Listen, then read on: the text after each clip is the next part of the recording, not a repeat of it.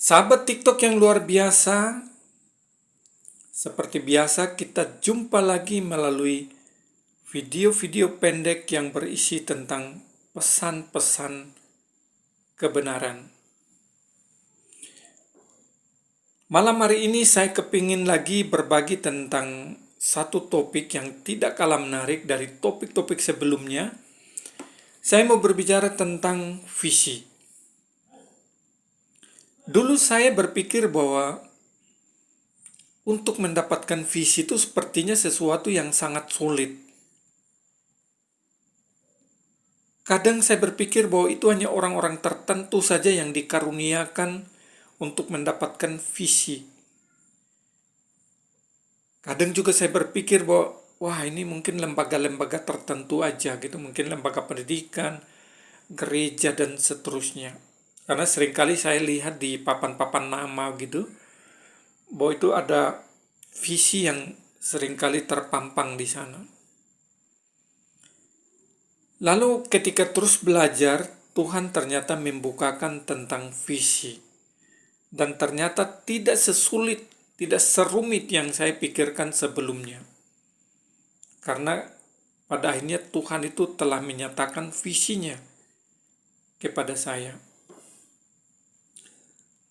Visi itu dari kata vision, melihat. Sederhana, ketika kita berjalan ke suatu tempat atau di lingkungan sekitar kita, kita tuh selalu melihat banyak hal yang terjadi di sana.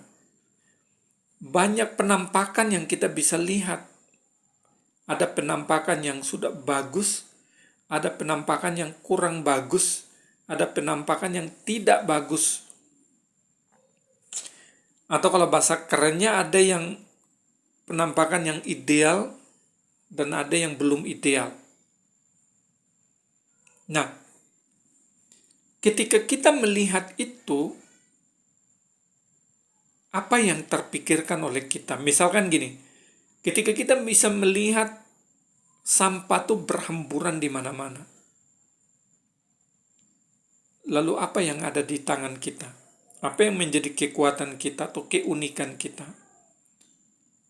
Ketika kita melihat sampah yang bertebaran di mana-mana, dan kemudian kita tergerak hati untuk melakukan sesuatu, dengan apa yang atau dengan kekuatan yang kita punya, sebenarnya di situ melahirkan suatu visi.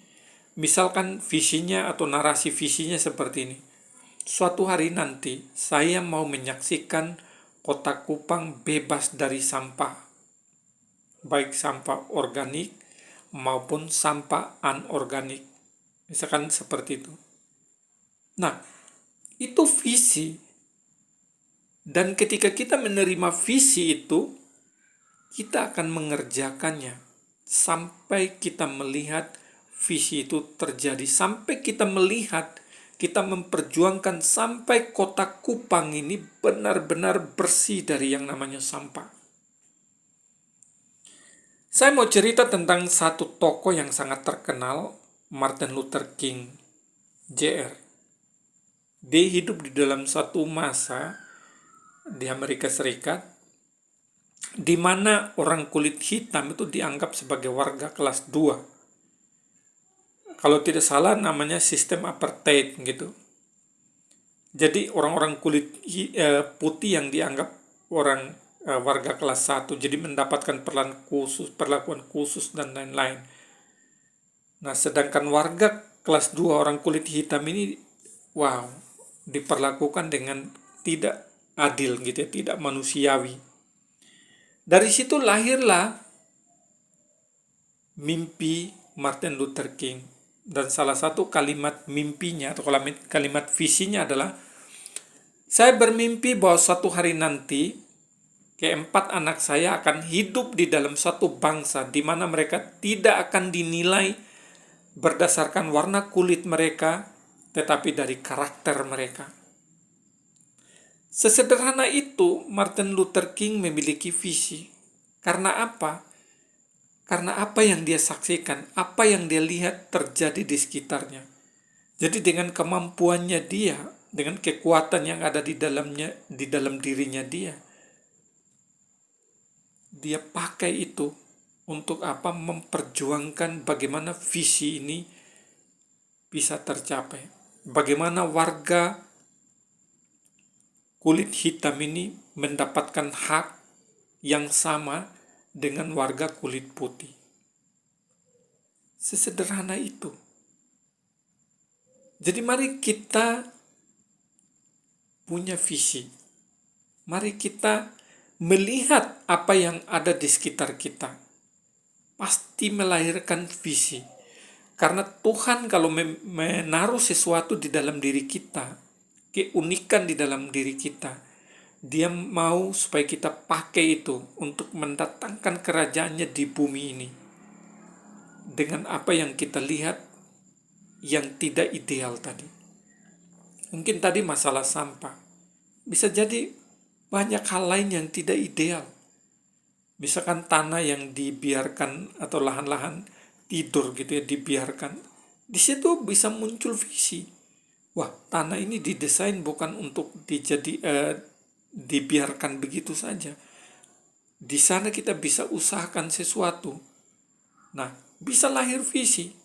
Wah, suatu hari nanti saya mau melihat kota Kupang ini, walaupun kota karang, tetapi akan menjadi kota di mana terdapat sayur organik.